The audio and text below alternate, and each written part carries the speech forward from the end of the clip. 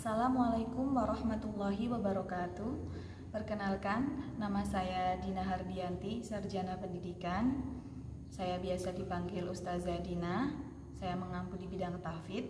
Pada kesempatan kali ini, saya akan menjelaskan program dan teknis pembelajaran tahfidz daring di SD Insan Pratama kelas 1. Untuk yang pertama itu ada tahsin. Di sini tahsin untuk kelas 1 dimulai dari jilid 1 sampai dengan jilid 3. Jadi meskipun anak-anak di rumah misal sudah sampai jilid 4 atau jilid 5, ketika pembelajaran tahsin di sini semuanya wajib mengulang dari jilid 1. Yang kedua, tahfidz. Tahfidz untuk kelas 1 di sini dimulai dari surat Al-Fatihah sampai dengan surat Ad-Duha.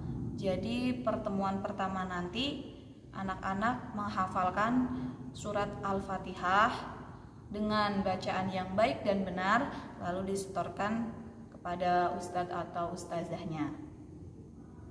Nah, untuk pembelajaran tahfidz daringnya kita menggunakan media video call per orang ya.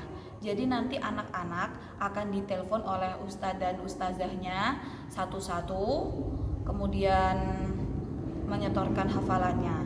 Satu pembelajaran ini ada 35 menit.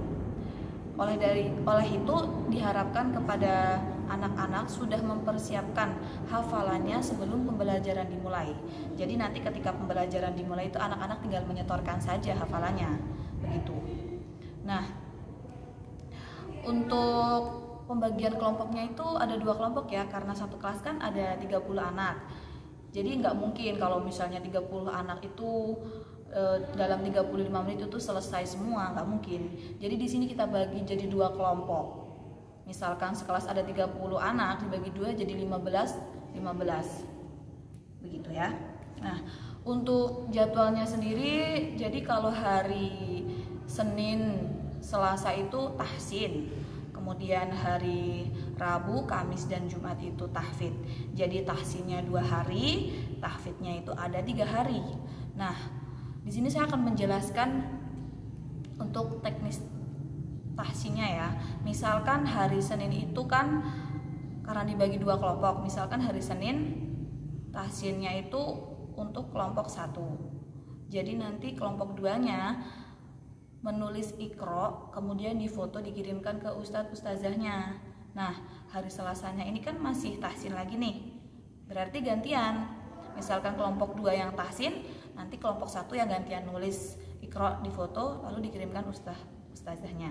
Kemudian untuk hari Rabu, Kamis, Jumat, karena 3 hari ini tahfidz, jadi hari Rabu untuk kelompok 1 hafalannya kemudian disetorkan dan ustazahnya. Kemudian hari Kamisnya itu kelompok 2. Nah, khusus untuk hari Jumat, karena sisa 1 hari untuk pembelajaran tahfidz ya, jadinya hari Jumat itu misalkan kelompok 1 setoran hafalan ya, kemudian kelompok 2-nya itu membuat video hafalan yang nanti video ini dikumpulkan ke ustadz atau ustazahnya. Seperti itu terus, misalkan minggu Jumat gantian, kelompok 2-nya yang setoran hafalan, kelompok 1-nya yang membuat video yang dikirimkan ke ustadz ustazahnya. Jadi selama pembelajaran daring ini diharapkan seluruh orang tua membantu pembelajaran di rumah ya, karena kan pembelajaran daring kurang efektif, jadi orang tua harus ikut serta juga membantu pembelajaran di rumah agar pembelajaran bisa semaksimal mungkin. Sebenarnya sih tidak hanya saat daring saja, misalkan luring pun orang tua juga harus membantu, misalkan mengulang hafalan saat di rumah, mengajari ngaji lagi. Jadi ketika nanti di sekolah atau saat disetorkan hafalannya, anak itu sudah lumayan lancar begitulah ya. Itu untuk sistem daringnya. Nah, di sini saya juga akan menjelaskan misalkan nanti memungkinkan untuk belajar luring ya atau tatap muka, nanti sistemnya itu sekelas dipegang sama 2 ustadz atau ustazah. Sudah tidak ada pembagian kelompok 1 atau 2 lagi, karena satu kelasnya misal 30 itu dipegang sama ustadz atau ustazah gitu.